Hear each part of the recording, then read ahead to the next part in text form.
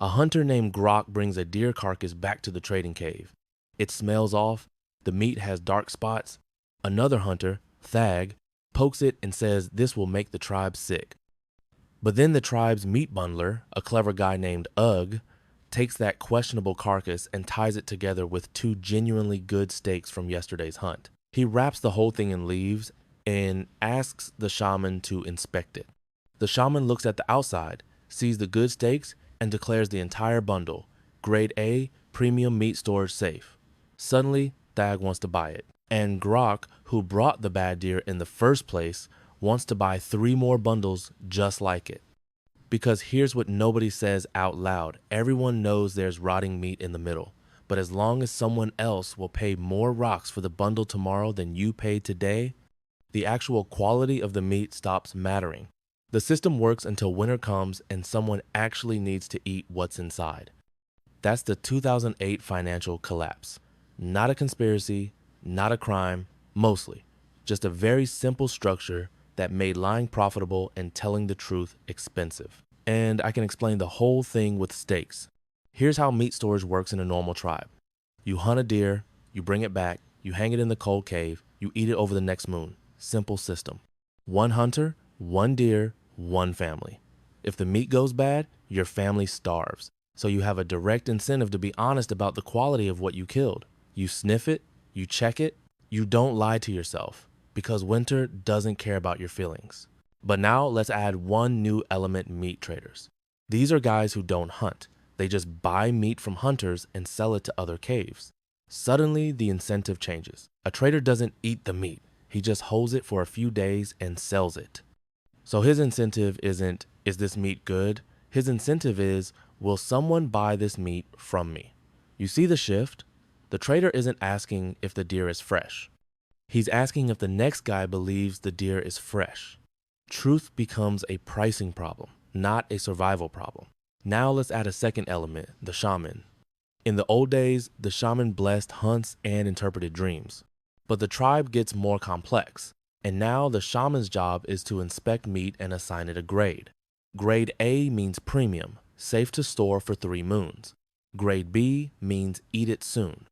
Grade C means cook it today or toss it. The shaman is supposed to protect the tribe from bad meat. But here's the thing: hunters and traders pay the shaman in rocks for each inspection. And if the shaman is too strict, traders stop bringing him meat to grade. They go to the shaman in the next valley who's more relaxed. So now the shaman has an incentive problem too. Be too honest, lose business. Be generous with grades, stay fed. And here's where the whole structure starts to bend. A trader named realizes something. If you take 1 bad steak, 1 mediocre steak, and 1 great steak, and you tie them together into a bundle, the shaman will look at the bundle and see the great steak on top. He'll grade the whole thing as grade A, not because he's stupid, because he's paid per bundle, not per hour of inspection. Taking apart every bundle and sniffing every steak would slow him down. He'd inspect 3 bundles a day instead of 30, and the trader who just wants fast approvals would go to a different shaman. So the system rewards speed and optimism, not accuracy. But you might be thinking, okay, someone buys the bundle, opens it, finds the bad steak, and the system corrects itself, right? Nobody will trust Uzz's bundles anymore. And that's how it would work if people were buying bundles to eat the meat, but they're not. They're buying bundles to sell to the next cave. Because made bundles popular, and now there's a whole network of caves trading bundles back and forth. Nobody's opening them. Everyone's just moving them. The question isn't, is the meat good? The question is, will the price of bundles go up? And for 5 winters in a row, it does. So now we get to the first escalation. Realizes he can make more profit by creating bigger bundles. He takes 10 steaks, 3 bad, 4 mediocre, 3 good, and wraps them into a mega bundle. The shaman grades it, grade A. Why? Because the shaman assumes that a bigger bundle from a known trader is safer. It's diversified. If 1 steak is bad, the other 9 balance it out, right? That's the logic. And on paper, it makes sense. But here's what actually happens. Now has an incentive to put more bad steaks into each bundle, because bad steaks are cheap. He can buy a bad steak for 2 rocks, and a good steak costs 10 rocks. If the shaman can't tell the difference once it's wrapped, why would waste 8 rocks per stake? And this is where the math gets insane. Let's say makes 100 bundles. Each bundle has 10 stakes. Each bundle is graded A. He sells each bundle for 200 rocks. That's 20,000 rocks in revenue. But here's what nobody knows. 70% of the stakes inside are bad or mediocre. Bought those for 3 rocks each. The good stakes cost him 10 rocks each. So his cost for a bundle with 3 good stakes and 7 bad stakes is 61 rocks. He sells it for 200. That's 139 rocks profit per bundle. Times 100 bundles, that's 13,900 rocks in profit. And it's all legal because the shaman said grade A. But the system doesn't break yet because the caves buying bundles aren't eating the meat. They're doing something even stranger. They're using the bundles as collateral to borrow more rocks. Here's how it works. A cave buys 10 of bundles for 2,000 rocks. The shaman graded them all A. So the cave goes to the tribe bank and says, I own 2,000 rocks worth of grade A meat. Lend me 10,000 rocks and I'll pay you back after the next trading season. And the tribe bank says yes.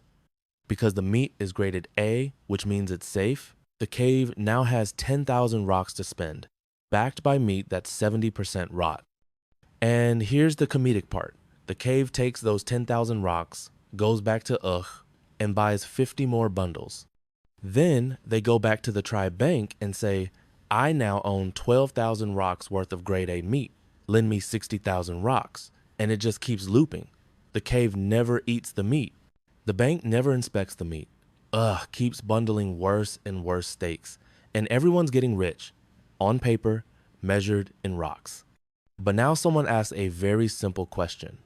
What happens when winter comes and a cave actually needs to eat the meat? And the answer is nobody knows, because it's been 5 winters since anyone opened a bundle.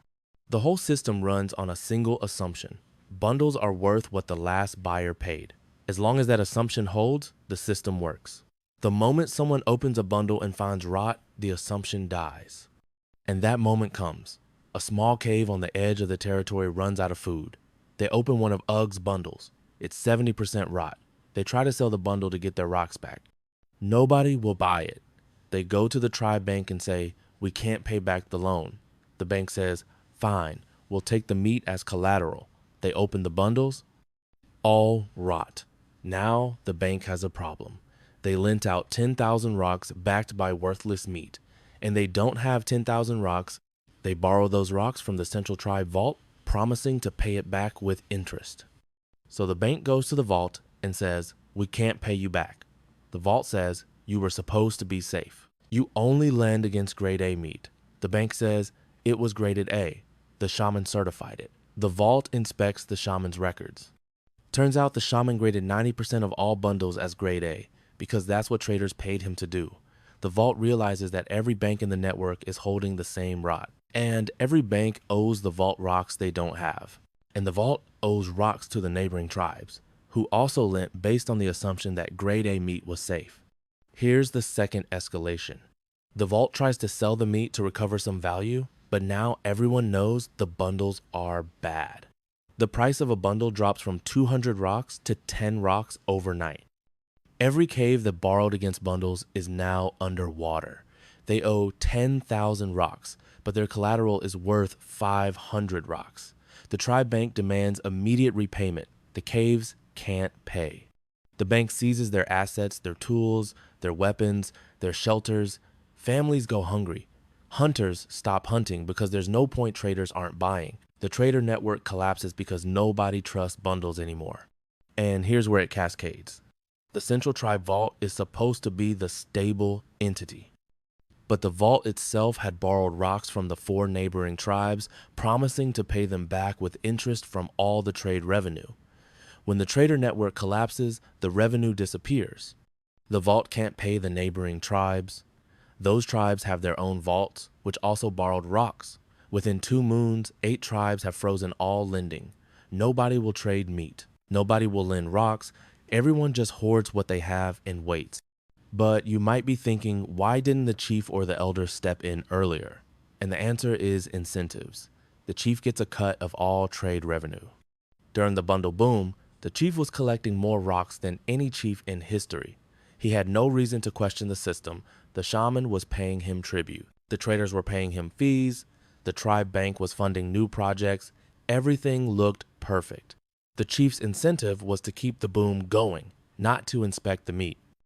And when one elder raised concerns, saying the bundle smelled off, the chief exiled him, because stopping the boom would make the chief look weak, and the tribe would blame him for killing prosperity. Let me give you a concrete example.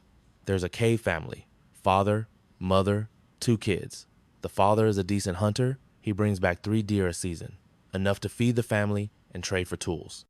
During the bundle boom, a trader offers him a deal. Instead of storing your own meat, sell it all to me at premium prices. I'll give you double the rocks. Use those rocks to buy bundles, which are graded A and will go up in value. Then borrow against the bundles to buy a bigger cave and better weapons. The father thinks about it. His family has stored their own meat for 10 generations, but everyone else in the tribe is doing this. And the families who joined early are now living in bigger caves with nicer furs. So the father sells his 3 deer to the trader for 60 rocks. He buys 3 bundles for 60 rocks. He takes the bundles to the tribe bank, and they lend him 300 rocks against the grade A collateral. He buys a cave upgrade for 100 rocks, new weapons for 50 rocks, and 10 more bundles for 150 rocks. On paper, he now owns 13 bundles worth 2,600 rocks. He feels rich. His family celebrates. Then winter comes. The bundles are exposed as rot. His 13 bundles are now worth 130 rocks, but he owes the tribe bank 300 rocks due immediately. The bank seizes his cave upgrade, his weapons, and his remaining bundles. He's left with nothing. No stored meat, no tools, no shelter upgrade. He can't hunt effectively because his weapons are gone. His family eats scraps. And here's the cruelest part. The trader who sold him the bundles is fine. The trader already sold the 3 good deer the father brought in. The trader's profit is locked in. The father's loss is permanent. And here's the third escalation. The chief realizes the tribe is collapsing. Families are starving. Hunters won't hunt. Traders have fled to other territories. The tribe bank is insolvent. So the chief makes a decision. He goes to the central tribe vault and demands a bailout. Give me 100,000 rocks to stabilize the bank, or the entire tribe will collapse, and the neighboring tribes will invade. The vault doesn't have 100,000 rocks, but the vault does something clever. It creates new rocks.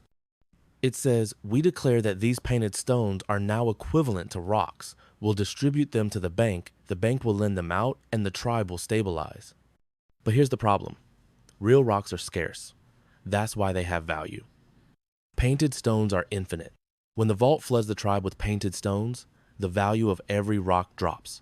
Hunters who saved 10,000 rocks for retirement suddenly find that 10,000 rocks buys half as much as it used to. The prudent caves, the ones who never bought bundles, who stored their own meat and saved their rocks, are punished. Their savings lose value. Meanwhile, the traders and the bank get rescued.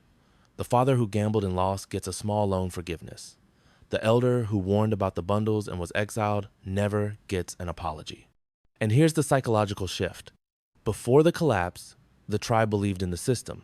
If you hunted well, saved rocks, and followed the shaman's guidance, you'd prosper. After the collapse, that belief is shattered. Hunters realize the system rewards risk and punishes caution. The traders who bundled rot got rich. The families who saved got diluted. The shaman who lied kept his position. The elder who told the truth was exiled. The lesson is clear: integrity is expensive, and deception is profitable as long as you exit before winter. And here's the fourth escalation. 5 winters after the collapse, the tribe has partially recovered. The tribe bank is lending again. Traders are back, bundling meat. And you'd think the system would be different, right? Stricter shaman inspections, regulations on bundle composition, transparency on what's inside. But the core incentives haven't changed. The shaman is still paid per bundle. The traders still profit from opacity. The chief still takes a cut of trade revenue. And the vault still has the power to create painted stones if the system collapses again. So the hunters look around and realize the same game is being set up. The only difference is the names. Retired rich. His apprentice, Grug, is now bundling meat. The old shaman was shamed quietly. The new shaman promises to be more careful, but he's paid the same way. The father who lost everything is hunting again, but he's older and slower. He watches the new bundle boom and thinks, should I join this time? Should I get out earlier? Or should I just store my own meat and accept that I'll never live in the big cave? And here's the thing, there's no right answer within the system, because the system rewards timing, not virtue. If you join the boom early and exit before the collapse, you win. If you join late or hold through the collapse, you lose. If you never join, you stay stable but poor compared to the winners. The system doesn't reward the best hunter or the most honest trader. It rewards the best timer. And timing is just gambling with extra steps. Now, you're asking yourself, what's the takeaway? Because I'm not here to tell you the system is evil or that the traders are villains. The traders responded to incentives. The shaman responded to incentives, the chief responded to incentives, the vault responded to incentives. Every individual actor made a rational decision based on the structure they were inside. The problem isn't the people. The problem is a system where short-term profit and long-term stability point in opposite directions. So here are 3 things you can actually do. First, understand that when someone is paid to evaluate quality, check who's paying them. The shaman was paid by the traders. The rating agencies in 2008 were paid by the banks. The incentive is to be generous, not accurate. If you're buying a bundle, whether it's a mortgage-backed security or a used car, get an inspection from someone you pay, not someone the seller pays. Second, recognize that leverage turns small problems into catastrophic ones. The father could have just lost 60 rocks if he bought bad bundles. But because he borrowed 300 rocks against those bundles, he lost everything. In the real 2008 collapse, banks were leveraged 30-1. For every dollar they owned, they owed $30. When the assets dropped 10%, the banks were insolvent. If you're borrowing against volatile assets, you're not diversifying risk, you're concentrating it. Third, when everyone is getting rich from the same system, someone is eating future losses in the present. The bundle boom looked like prosperity. Everyone had more rocks. But those rocks were borrowed from the future. When winter came, the tribe had to pay the debt. If your wealth is growing faster than you can explain, it's probably not your wealth. It's borrowed time, and the bill comes when you're least prepared. The fire in the trading cave eventually goes out. The meat pile shrinks, the bundles get opened, and nature, as always, collects. This is a simplified cave story to explain a modern system.